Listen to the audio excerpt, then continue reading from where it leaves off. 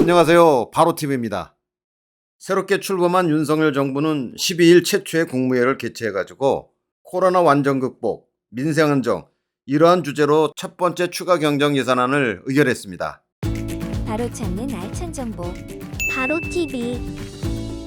지난 대통령 선거 중에 발표했던 소상공인 손실보전 공약사항을 가장 먼저 이행하겠다는 국정정책을 결정한 것이죠. 새 정부는 이를 위해서 56조 원이라는 역대 최대 규모의 추경안을 편성해가지고 심의를 위해서 국회에 제출했습니다. 게다가 윤석열 대통령은 16일 날에는 국회 추정 시정 연설을 통해서 추경안의 조속한 통과를 당부할 것이라고 하고, 야당이 된 더불어민주당도 협조와 함께 꼼꼼한 심의를 다짐하고 있다 보니까 이번 소상공인 손실 보전의 정책은 별 탈 없이 진행될 것이다, 이렇게 보여집니다. 59조 원에 달하는 이번 2차 추경안 중에서 지방 이전 지출금을 빼면 실제 이번 손실보전금으로 쓰일 예산은 36조 4천억 원이라고 합니다. 그런데 민주당은 지난 12일 날에 자체 추경안을 만들어서 발표했습니다.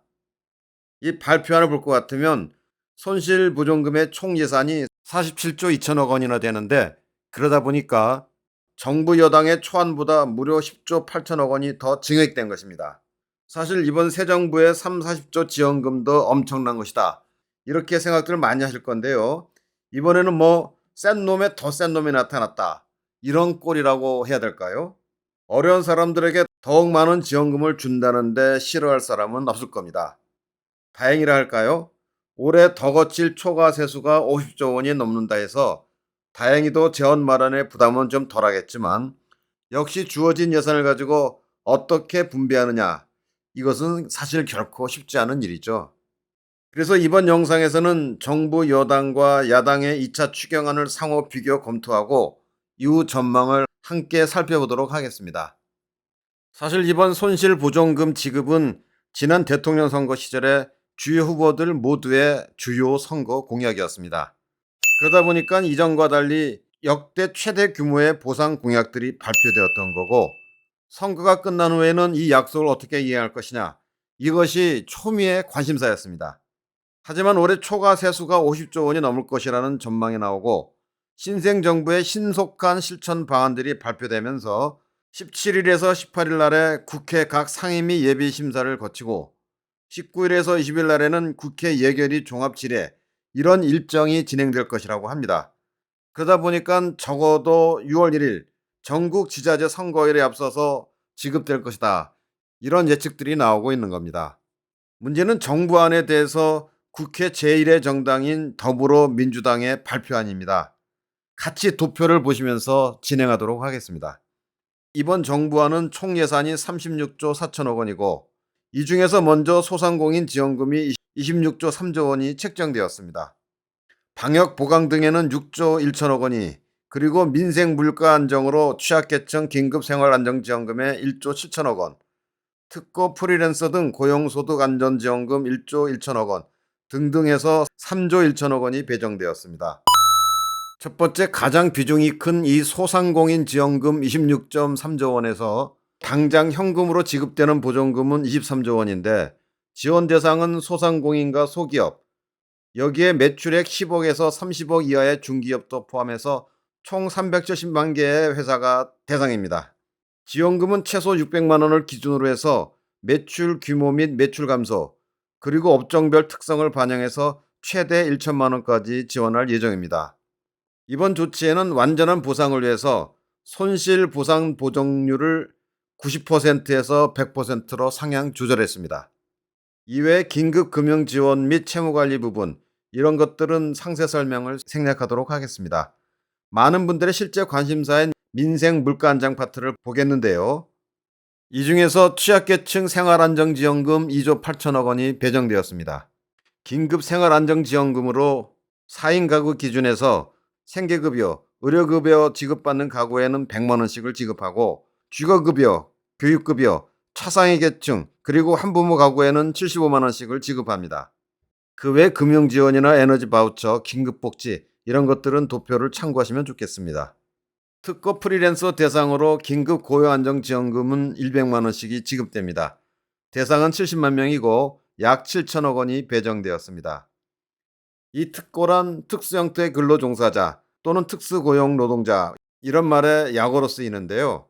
회사와 근로계약이 아니라 독립사업자로서 계약을 맺은 근로자를 말합니다. 보험설계사, 골프장 캐디, 학습지 교사, 건설기계 종사자, 택배기사, 퀵서비스 기사, 대출 모집인, 신용카드 회원 모집인, 대리운전기사, 방문 판매원, 방문교사, 대여제품 방문 점검원, 가전제품 설치기사, 화물자동차 운전사 이런 사람들이 해당이 되니까 잘 살펴보시기 바랍니다. 이외에도 법인 택시기사, 전세버스 및 비공영제 노선버스 기사를 대상으로 해서 16만 1,000명에게 소득안정자금 200만 원씩을 지급합니다. 이런 정부안에 대해서 민주당이 발표하는 47조 2천억 원의 예상입니다만 가장 큰 차이는 손실보전금 예산을 증액한 것, 그리고 손실보전금의 소급 적용, 그리고 소상공인 금융지원 규모 이런 것들이 되겠습니다. 그래서 정부안에 600만 원에서 1천만 원까지의 지원금 대신 1천만 원으로 상향했습니다. 그리고 방역지원금과 별개로 작년 7월 이전 손실에 대한 보상금도 지급해야 된다. 이런 주장을 담고 있는 거죠. 여당이 된 국민의힘으로서는 민주당의 이런 손실보상 소급 적용 요구를 단숨에 일축하기란 어려울 거라고 합니다. 다만 민주당은 과거 여당 시절 정부가 반대한다는 이유로 소급 적용 조항을 마련하지는 않았다고 합니다. 대통령 선거를 전후해서 여당, 야당이 뒤바뀌게 되었고 이번에 입장들도 정반대가 된 모양새를 갖추고 있습니다. 만약 소상공인들 사이에서 손실보전금 600만 원과 별개로 손실소급보상을 요구하는 여론이 커진다. 그러면 국민의힘도 지방선거 표심을 의식해가지고 고심이 깊어질 수밖에 없을 것입니다. 이런 민주당 발표안을 볼 것 같으면 소상공인 금융지원 규모도 대폭 인상했는데요. 정부안은 금융지원 예산으로 1조 7천억 원을 제출했습니다. 그런데 민주당은 12조 1천억 원, 그 규모가 무려 7배나 크다 보니까 이런 차이가 잘 조정될 수 있을지는 잘 모르겠습니다.